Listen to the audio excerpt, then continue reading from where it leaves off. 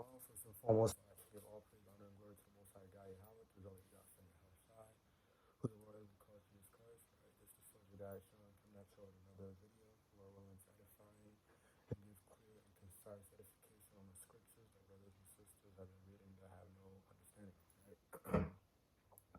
So, as you can see by the title, this is a new series that I've been wanting to do. As the Most High have been putting in my spirit, but I've been trying to hold off on doing it.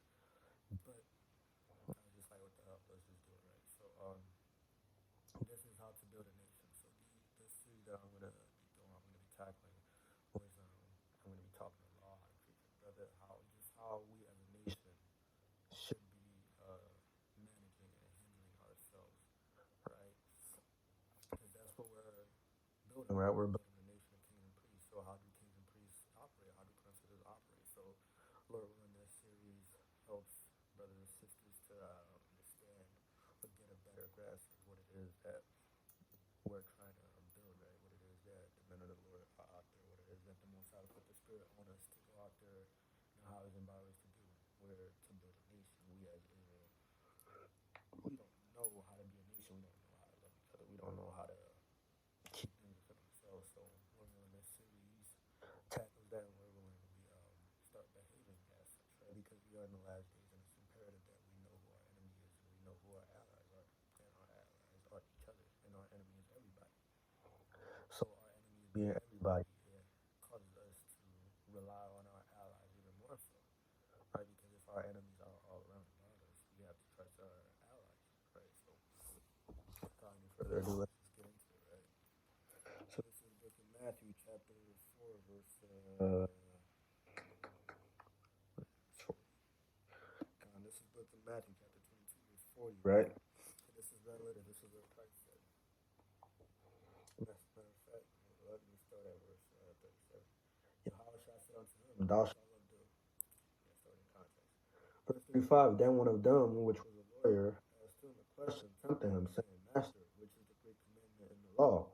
Verse 37, Yahweh shall say unto him, thou shalt love the Lord thy God with all thy heart, with all thy soul, with all thy mind. Verse 38, this is the first commandment, and the second is like unto it, thou shalt love thy neighbor as thyself.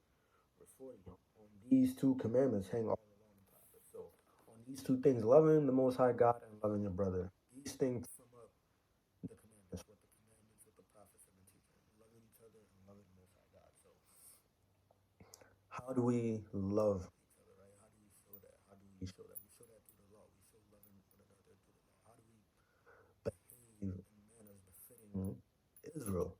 We behave in manners befitting Israel when we come back to the laws and commandments and see that. And one of the things that I've been noticing, or one of the things I've been realizing lately, is that we go out there and we tell Jake that the law is for their betterment. The law teaches them how to behave, but we don't really. Well, most of the time, we don't really go into what laws better them, what they look like how it logistically works. This law, how does it better you? So, Lord willing, in this series as well, we can go into the laws and how they build a nation and how they better us as a people, right? So I want to go first.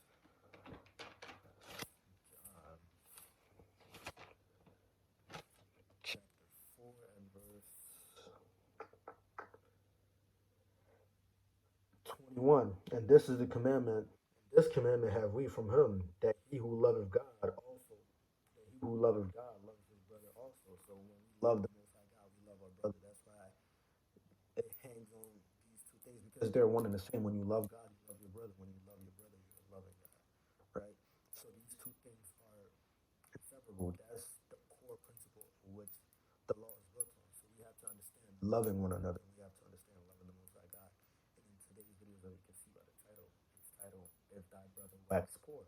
So we're gonna go into the aspect of loving your brother, right? So, and we're gonna see that with the law, right? If thy brother wax poor, I'm sure people are familiar with that law. We're going to see the love of your brother exemplified in that law, right? Because Yahweh said, these two things hang the law and the prophets, right? So in any law or in any prophet that you go to, you can see the core message of being loving the Most High and loving your brother. So we're going to see that exemplified here.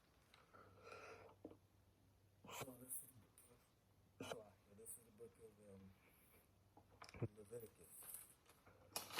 Or no, I want to start with Deuteronomy. Let's start with Leviticus first. Right, so this is the book of Leviticus, chapter 25, verse 35. And if thy brother be waxen poor and fallen into decay with thee, then shalt thou relieve him, yeah, though he be a stranger or a sojourner, that he may live with thee. So we see that if your brother is waxing poor, you're to relieve him, you're to help him out of his estate.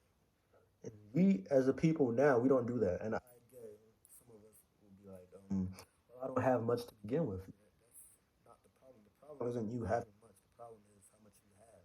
You help out as much as you can. It's not saying, oh, I don't have much, so I can't do much. But what little you do have, you can spare what you can, right? What you can do to your brother, you should do to your brother. What you're able to do, help out within your means. Don't just use that as an excuse to not help out. You can help out. You have the means to help out. It might not be much, but it's still something.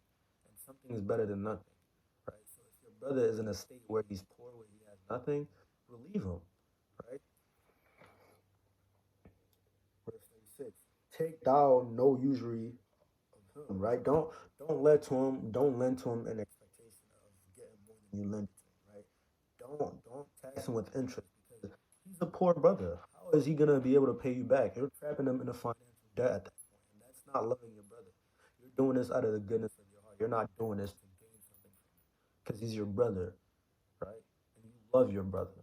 This is how you love your brother, by helping him selflessly, by helping him without expectation of gaining anything in return. That's what we as a people have lost throughout the end of the time. That's what we as a people have not been doing, right?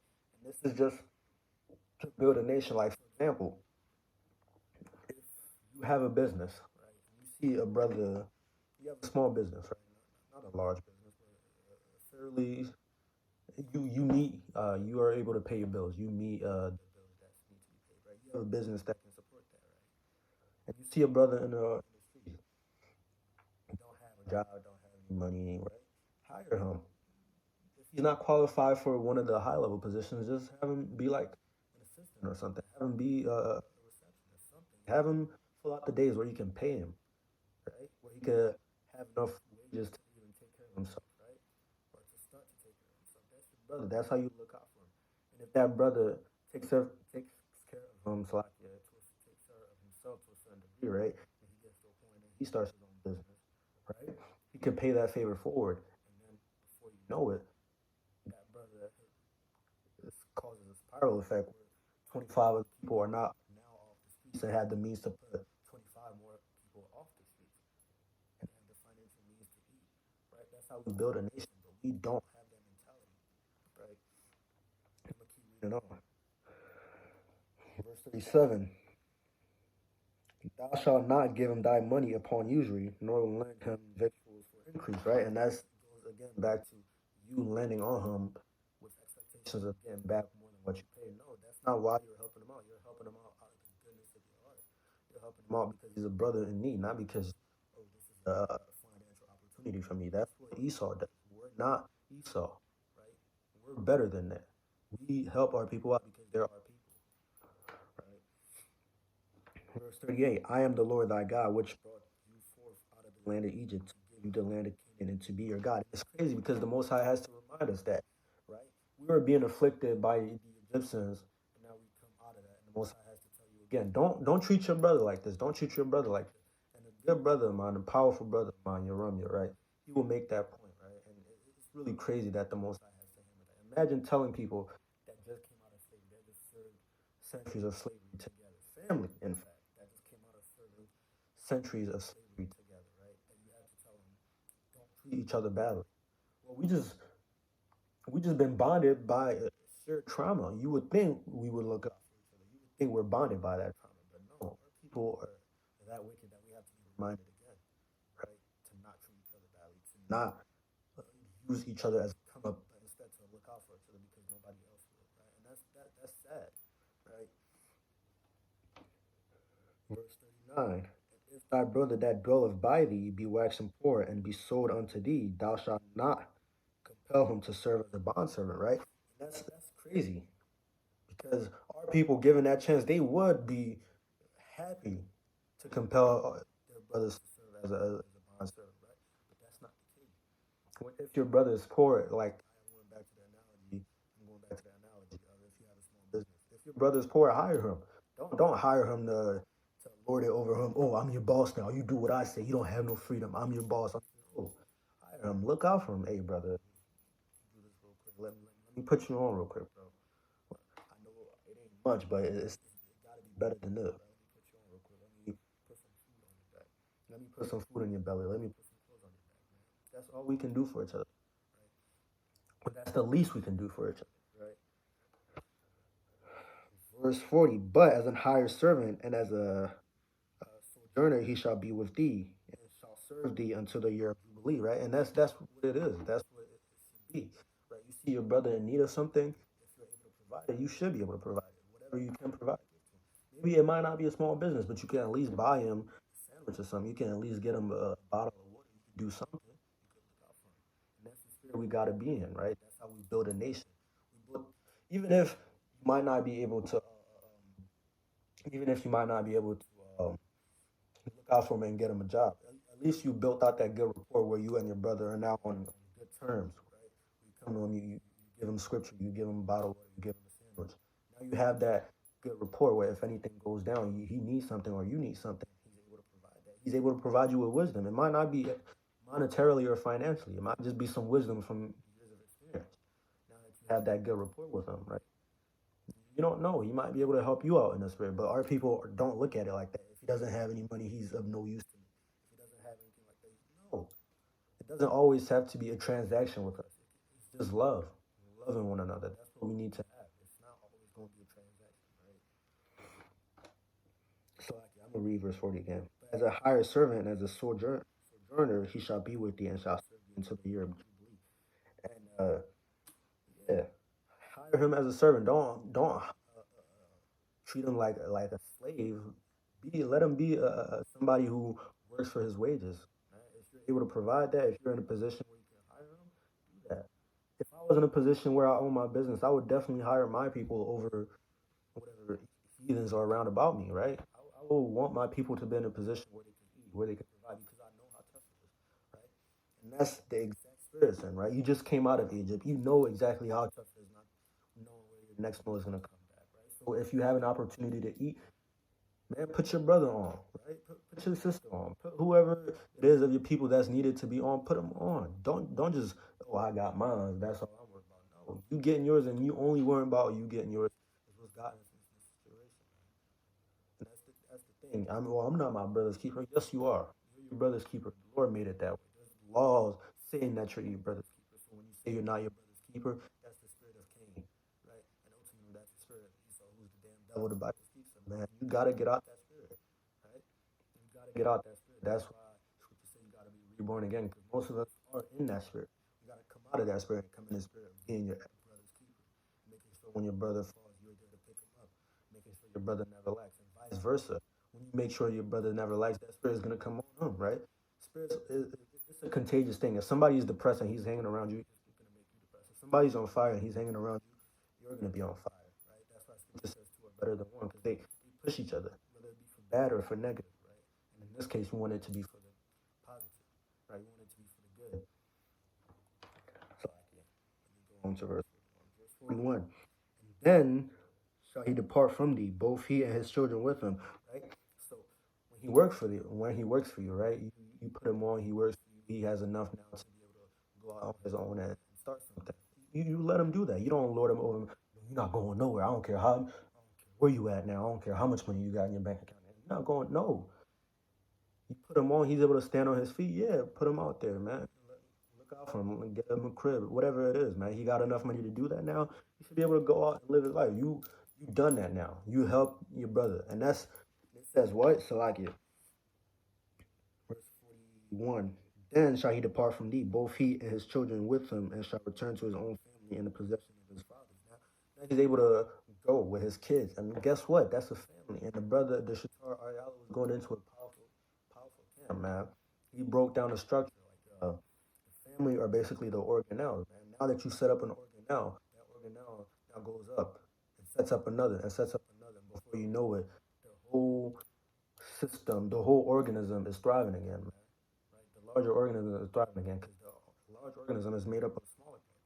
Now that that smaller part has structure, has foundation, because the head is able to provide now that you set that brother up to provide, and he's able to take care of his family, and now he's able to pass it on and take care of the next brother that doesn't have it. It sets him up to be the head of his own family, to be able to take care of his own family. Now he goes and takes care.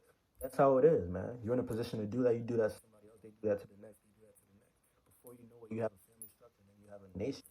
You have a strong nation that circulates money within their own system, that circulates wisdom, that circulates the commandments of the Most High within their own community. That's how you build a nation. Before you know it, that nation grows. That nation acquires land. That nation acquires rules and regulations, its own sovereignty. But we don't do that for ourselves, man. And that's how you build a nation. When you look out for your brother and your brother looks out for the next and the next and the next. That's the type of mindset we gotta have. Not, oh, it's just me, myself. No. If you think like it's just me, myself, and I, and the next brother thinks it's just me, myself, and I, there's no use in that. Two are better than one. But if you just by yourself, oh, it's just me, I'm dolo, nobody looking out for me. No, you're not gonna accomplish nothing. It's harder for you to accomplish anything versus when you're looking out for your brother and your brother's looking out for you, and y'all climb, and another brother, and you look out for another brother, and he looks out for another brother, and y'all help each other set up. Now y'all got that connection. Y'all could build a business and have trade with each other. And the next brother, and the next brother. Now it's a chain effect, man, where y'all both know each other and y'all both thrive and y'all both helping other people thrive. That's how you build a nation. That's why I wanted to make these series because we desperately, desperately need to learn how to behave as a nation because we don't know that. We don't know how to behave as a nation. It's just me, my individual self, and I. That's not going to help nobody. The Most High doesn't need that. The Most High doesn't need people worried about their individual stuff. The Most High needs people wanting to play their roles and help out their family, right? And that's what Lil Ruin, this lesson helps our people understand, right? Where was I at? Verse 42. For they are my servants, which I brought forth out of the land of Egypt, and they shall not be sold as bondmen. You're not supposed to rule over your brother in rigor, because they just served rigorous bondage with people that weren't their own. So why would they be treated badly by people that are their own? That's what we gotta understand, right? That's your brother, and that's your flesh and blood. That's bone of your bone. Why would you do harm to bone of your bone? Would you harm yourself? Right? Scripture says, "Love thy brother as thyself." If you wouldn't harm yourself, why would you harm your brother? If you would want somebody to look out for you, why wouldn't you look out for your brother? That's the type of mindset we gotta have. This, this right here, this is life. It teaches you how to life. How to live, like it teaches you wisdom. It teaches you how to become a man. When you depart from it, you're nothing. You're worthless, right? And our people have departed from it. That's why you see us strung out. That's why you see our moms on crack. That's why you see all these horrible neighborhoods, right? Because it's just dolo or I'm trying to come up off of my brother when my brother's in the same situation I'm in. That makes no sense. Why are you trying to come up with somebody that's in the same exact situation as you were, right? It doesn't make any sense at all, right? Thou shalt not rule over him with rigor, but thou shalt fear the Lord thy God. And that's how you fear the Lord your God, by loving your brother and treating him with some common decency. Like he's actually your brother, not just a stranger or not just the next lick for you, right? Because it just doesn't make sense. It baffles my mind. Like you see your brother and you think of him as the next lick, not somebody who's going through the same struggles as you are, not somebody who's trying to find his next meal just as you are, not somebody who's worried about taking care of his kids just like you are. You got a gun in your pocket. You look at him. You say, you know what? You got to rob him of everything he got, not knowing he's worried about how he's going to take care of his kids just like you're worried about how you're going to take care of your kids. You're robbing him to take care of your kids. So how's he going to take care of his kids after you rob him? That's what he's worried about too. He's worried about taking care of his kids. But you're robbing the same person that's in the same situation as you in, right? You wake up in the morning and you look and you see yourself. That should be how you see your brother. He's me. He's the man looking back in the mirror, man. If you're willing to rob the man in the mirror, that's your brother. You're willing to do anything, right? Because you don't care about yourself or your brother, and that's sad. That's a sad thing that we gotta get out of our mindset. And if really you can't get out of, if you really can't get that out of your mind, that Esau really has gotten a hold of you, right? You really conform to the image of the beast, because that's his ideology perpetually. He wants you to live like that. He wants you to not love your brother, right? that's really in your mind, then pray to the Most High and repent of that. Man, pray to the Most High you come out of that, because that's really a delusion and that's really a curse.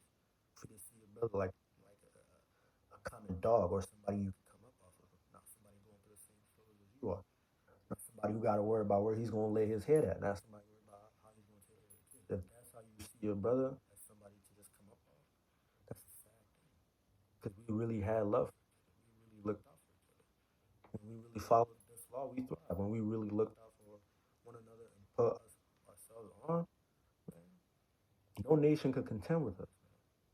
When one of us got on and helped the other get on, and the other helped the other get on, and you say one person get on, he helped another person get on. And those two people helped two more people get on. Now it's four people, and those four people help four more people get on. That's eight people now. Those eight people help more people get on. That's 16.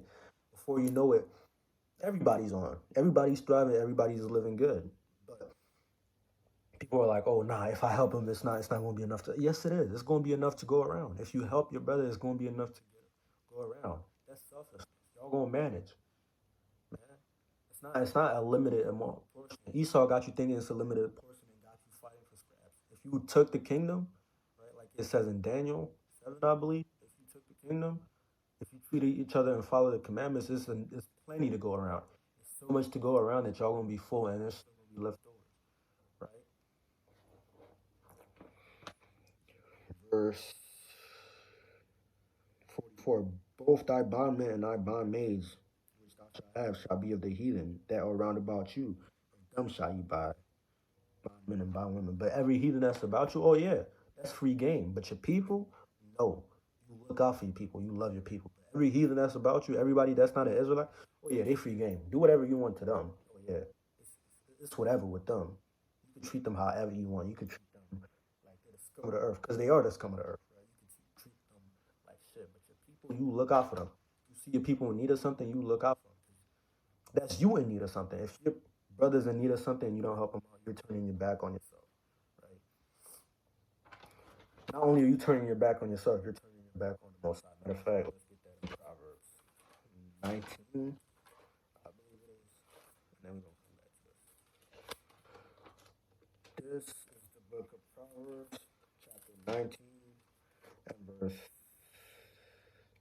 17. He that have pity upon the poor lendeth unto the Lord, and that which he have given will he repay him again, right? So if you have pity on the poor, you give it to him, you're giving to the Lord, and the Most High is going to repay that. He's going to repay that kindness, man.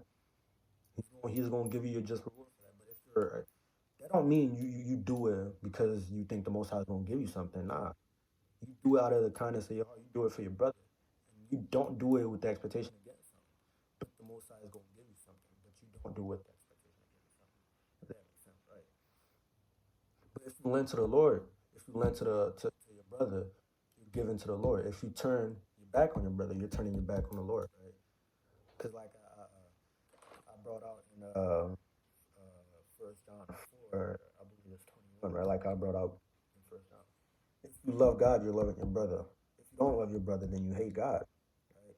So you treat the way you treat your brother, you're not doing it unto you. You're doing it unto God, right? Matter of fact, Christ said that.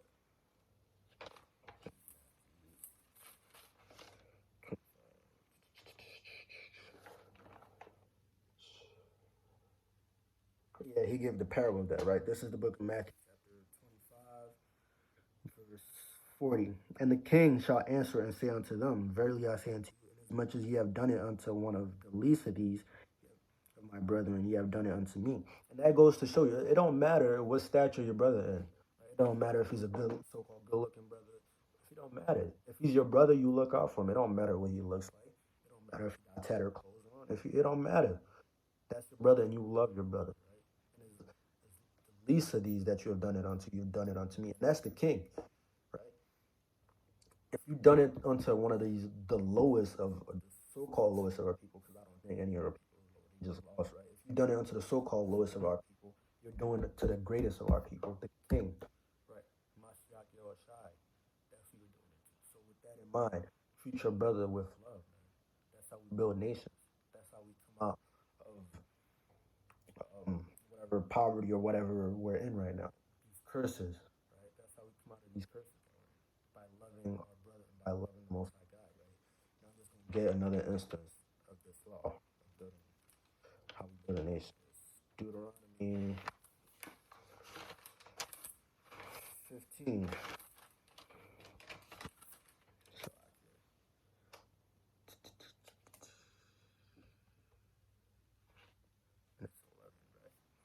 This is the book of Deuteronomy, chapter 15, verse 11. For the poor shall never cease out of the land. Therefore I command thee, saying, thou shalt open thy hand wide unto thy brother, right? The poor, it ain't ever going to stop being poor people, right? Especially here in Babylon, it ain't going to stop being people that don't have enough, right? So that's why you open your hand to your brother. And that don't mean you physically open your hand to your brother and just do that. No, you give freely. You give liberally to your brother, man. That's what we gotta do. Don't give him, man. I don't want to give him nothing, man. I can want it for myself. You don't do that, nah. You give to your brother, man. I hope this brother really, you mean, takes this to heart. I hope this brother really has enough to go by. Man. I hope this brother is well taken care of, man. That's how you give with that intention in heart, man. You don't give with the intention. I don't know what I'm giving, man. Because Scripture says if that's what you're giving, right? If that's what how you're giving, or that's the intention you're giving, it's better you don't even give at all. Give liberally, with cheerfully, man. Give with a cheerful heart to your brother. That's your brother, right? Verse 12. Therefore I command thee, saying, thou shalt open thy hand wide unto thy brother, to thy poor, and to thy needy in thy land, right? So what? That's what we're gonna do, man. That's what we have to do. We have to take care of our own, because nobody's gonna take care of our own. If we don't take care of our own, who's gonna take care of our own? Not the white man, not the Asian man, not the Arab man. They're not gonna take care of us. So if we don't take care of ourselves, who will? Nobody. Right? So we have to do it. That's why Scripture says, "Gather yourselves together, O nation not desire." They don't desire you. They're not gonna do it. You have to do it for each other, man. So if you see a homeless brother out, get him a bottle of water. Help him within your power, what you're able to. Man. Don't walk by and pretend you don't see him. The angels are jotting that down, right? And as much as you haven't done it to the least of them, you haven't done it unto the greatest. You haven't done it unto the king. So if you will see a house y'all in the streets in need of something and you don't help them, then I guess you don't really love your king, and I guess it's okay for you to walk by that brother, which really is not. This is law right here, commanded for you to help your brother, right? Verse 12. And if thy brother, an Hebrew man or a Hebrew woman, be sold unto thee and serve 6 years, then the seventh year thou shalt let him go free. That's the year of Jubilee, where any financial transgression, if your brother owes you something, you forgive it or you let him go free. Somebody buy a house, it has to be returned in the year of Jubilee, all of that, right? Verse 13. And when thou sendest him out from thee, and when thou sendest him out free from thee, thou shalt not let him go away empty, right? If your brother works with you, right, as a hired servant, remember, somebody who you're giving wages to, not just a servant, a regular servant, because he's not, he's your brother, right? If your brother work with you as a hired servant in the seventh year, and you're setting him go in the seventh year, right? You're letting him go from the service which he gave you, right? This is how you're supposed to let him go, right? Verse 14, thou shalt furnish him liberally. Furnish means give. You're going to basically deck him out liberally. You're not going to hold back when you're gifting him, right? Whether it be donkeys, whether it be the ass, whether it be lambs, whatever it is, you give to him freely, right? Because that's your brother. Now you're setting him up that when he leave you, he don't gotta come back and say, "I'm poor again, bro. I'll wax poor again, brother." No, when you set him go, you're setting him in mind that he don't gotta come back to you now. You're setting him in mind where he's stable now. He could build on a foundation now, and he could grow, not decrease, right? So you deck him out liberally, right? You help him out liberally. And thou shalt furnish him liberally out of thy flock, out of thy floor, and out of thy winepress, or that wherewith the Lord thy God hath blessed thee, thou shalt give unto him. Verse 15, and thou shalt remember thou was a bondman in the land of Egypt, and the Lord thy God redeemed thee. Therefore I command thee this thing today. Right? And you'll remember you was in servitude in Egypt. Right? You remember that. You remember that you was in servitude too. So you deck out your brother because you knew what it was to be poor.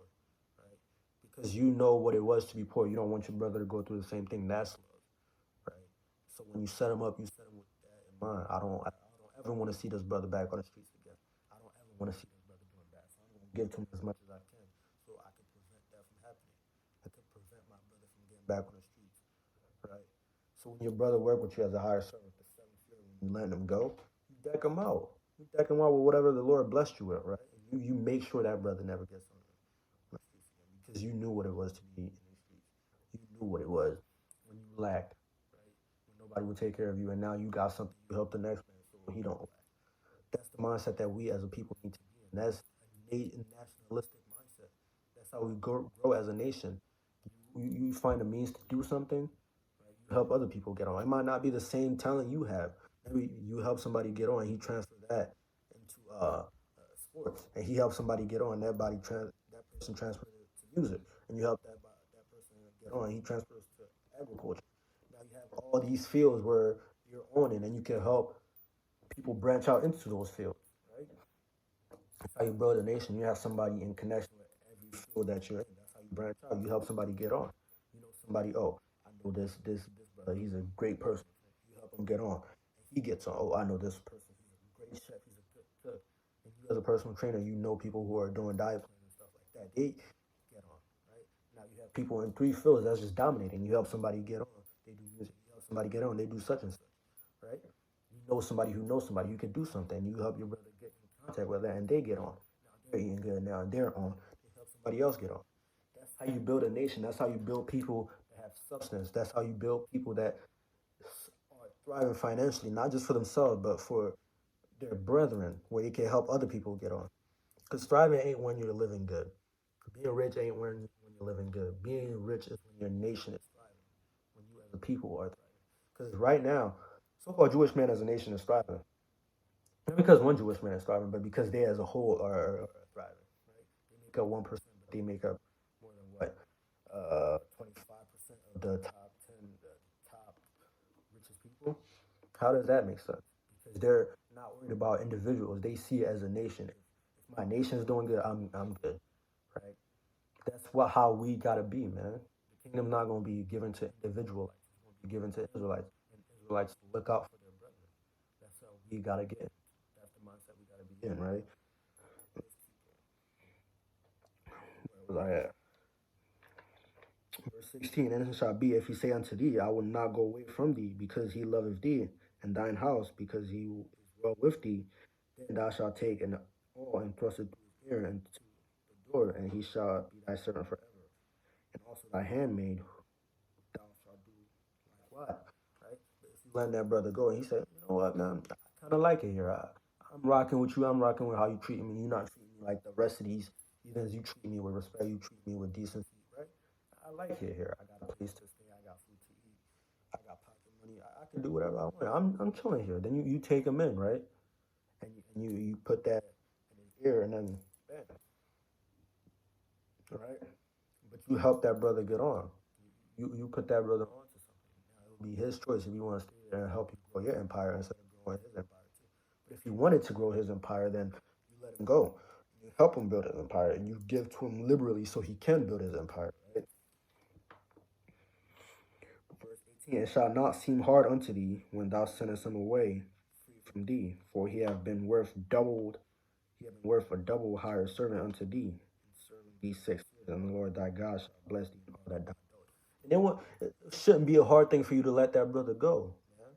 Because he worked for you 6 years. He helped you set up your empire. He helped you with your business that you had. He helped you grow. It was an extra set of hands. So when you let him go with the idea, hey man, I appreciate all you've done for me. Now, man, why you going somewhere? You gotta stay here. Nah, you let him go, bro. I hope you prosper in whatever field that it is that you hope to do. And you make sure he prospers, man. Whatever is in your power to help him prosper, he prosper. Because then he's gonna pass it on to the next brother and the next brother. And again, that's how you build a nation. That's how our nation grows from having poverty-stricken neighborhoods to being able to take care of ourselves. We can't do that if we're not worried about each other. We can't do that if we're not concerned how our brothers eating. If we're not doing that, if we're just concerned about us all the time, we can't do nothing, right? That's how we gotta be. We gotta be concerned about each other. We gotta be our brother's keeper. We gotta be our sister's keeper because we're a nation. Nobody else will do it for us. Nobody, the white man isn't gonna come one day and say, you know what, man? Yeah, here you go. Here's your own country. Here's your own government. Here's your own military. They're not gonna do it for us. We have to do it for ourselves. Now, how does that look like? It looks like coming back to these laws, because contrary to popular belief, these laws, statutes, and commandments are for your good. Right? They're not set up to make you feel like shit. They're set up to make others feel like shit because they're not you. Right? These laws literally teach you how to sit on the heathens because they're not you. Right? It teaches you how to be better than them. That's what we got to come back to. We got to come back to being better than the heathens because it's in our spirit to be better. It's in Jake's spirit just to be better. It's in Jake's spirit to be the number one in a room full of heathens. And that's just how it is, man. We just carry it differently. And you got to realize that and start acting like it. It's one thing to realize that, but it's one thing to act like it, right? And this is how you learn to act like it, by coming back to these laws. That's how you build a nation, right? That's how you build a community. More than that.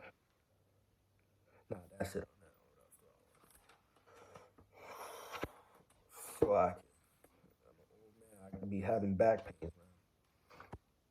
This is the book of Luke, chapter 6.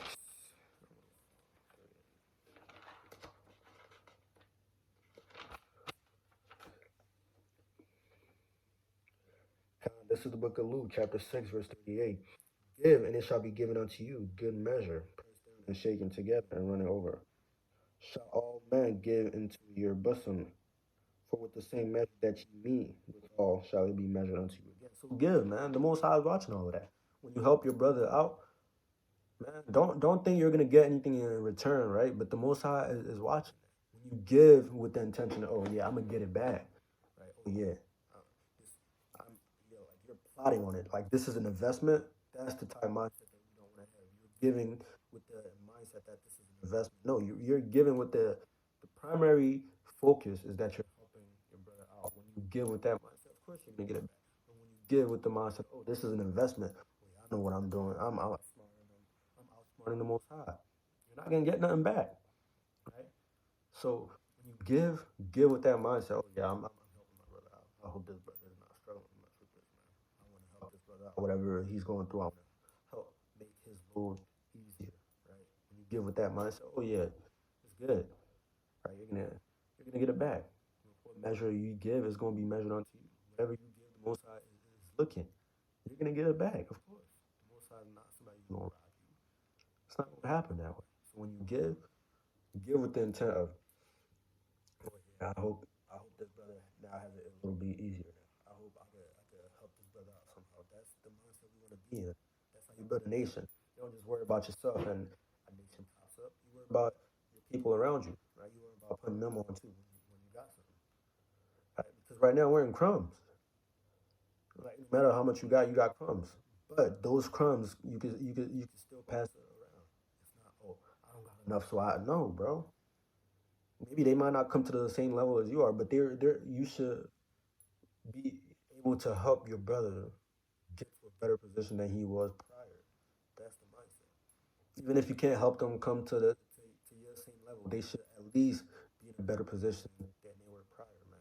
They might not have three cars like you, but at least they can have a car. If they didn't have a car before, if they had a car before, they can have two now. They might not have three cars like you, but at least now they got two. They can do more now, right?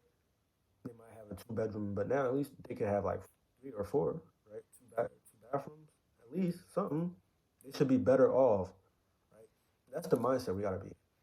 If you're in a position, then you should be making sure that your brother is better off after you leave, right? After you come and you help him and you leave, he should be better off after, not worse off, right? You shouldn't be catching a lick off your brother. You should be adding something of value to his life. You should be giving him something to make his load easier, right? Because we are in captivity, man.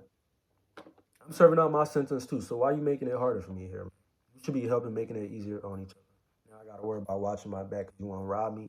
Now I gotta worry about watching my back because you want to take my life. No, we should be making it easier for ourselves because we're serving a sentence together.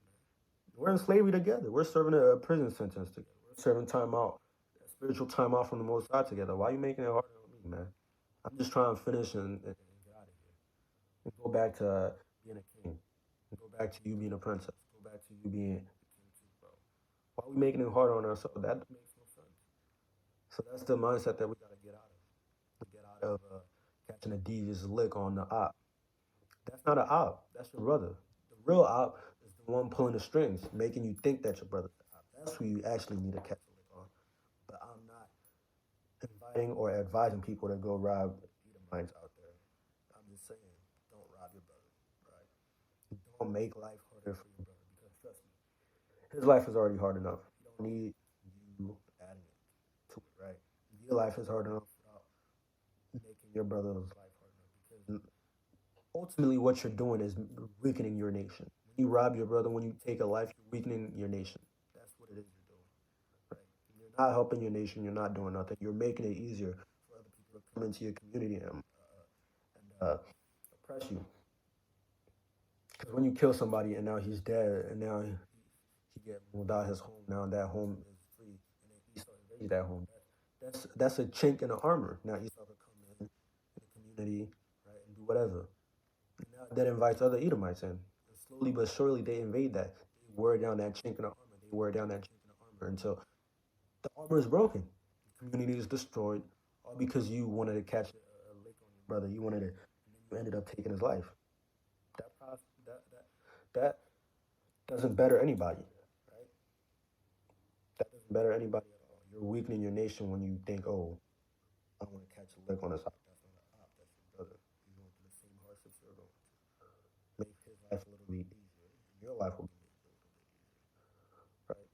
Treat your brother the way you want him to treat you, right? And this is the last precept I'm gonna get. This book of Galatians.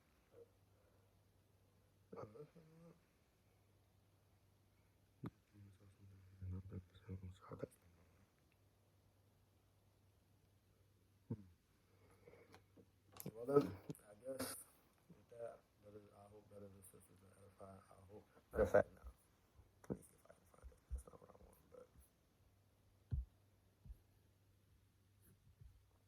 let me see if I can find it. Can I find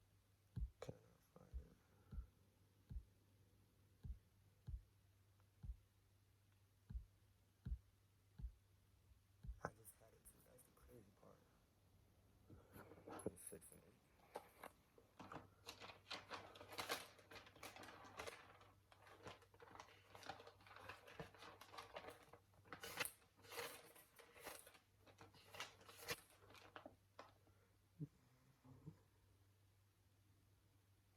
Oh, it's 6 and 2. I'm tripping. I was looking at 6 and 3. This is the book of Galatians, chapter 6, verse 2. Bear ye one another's burdens and also fulfill the law of Christ. Bear one another's burdens, right? This hardship, this captivity is hard enough without you adding 50 more tons onto my back to carry, man. I got enough to carry, right? I don't need more weight, man. I need you to be helping me. Hey, brother, you want to switch a little bit? Hey, brother, I'll take a break with you, man. I'll hold it this way so you can walk a little easier in there. Maybe like 30 minutes from now, you hold it this way so I can walk a little bit easier. That's how we need to be doing. We need to be sharing each other's load. We need to be managing each other's burdens, right? That's how you build a nation. It's hard enough going through a world with everybody hating you. I don't need you hating me too. You're supposed to be on my side. You're my brother. I don't need you hating me as well, man. I got enough ops. You shouldn't be looking at me like an op, and I shouldn't be looking at you like an op. That's how we build a nation. When we realize who we are and we start following the laws of God, right? It's like, I'm going to read it again. Bear ye one another's burdens and so fulfill the law of Christ. And so fulfill the law of Christ, right? Because again, in the beginning I read what? I read Matthew. Yeah, I believe it was Matthew 22. Yeah, I read Matthew, right? And it says what? It's like, I forgot what it said.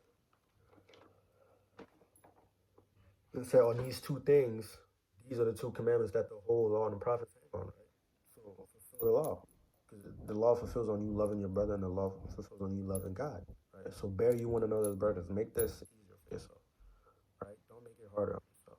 Build a nation. That's how you build a nation. When you get on, help your brother get on. That's how you love your brother. When you don't want to see your brother starve, or when you don't want to see yourself cold, your brother cold, right? You don't want to see your brother freezing to death in the snow and hard as hell out there. You know your brother's homeless, right? You don't got a place to lay his head at. That's how you love your brother, right? And that's how we build a nation, and that's how we as Israelites come up from these curses that when we love God and we keep the commandments. And the commandments tell you when your brother waxes poor, you help him up, and that's how we build a nation. And yeah, I want to do more of these series too, how to build a nation, because there's a lot nuances in this topic, right? In this general topic that we as Israel don't do, and it will benefit us greatly if we did. So Lord willing, through the Spirit, more of this series comes out and more understanding comes out, right? So with that, I want to say shalom in the Bible.